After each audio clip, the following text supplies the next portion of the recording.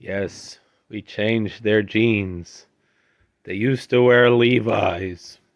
Now they wear American Eagle. Ha ha ha ha.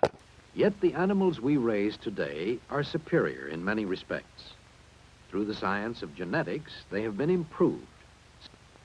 Man's ability to make changes in plant and animal stocks has resulted in benefits to all of us, including an increase in our real wealth and improvements in our health. The development of better plant and animal stocks is one application of the science of genetics.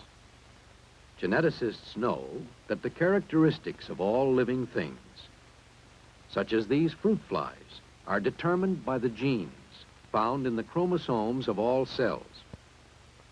Meet Sydney, sun chaser, bug snacker, and, yeah, serious denim guy. He doesn't just have good genes, he has great genes. American Eagle, genes that fit any species. So wait, we have Sydney Fields and Sweeney Todd? Is that the corner of Fleet Street and Flugel Street? Flugel Street?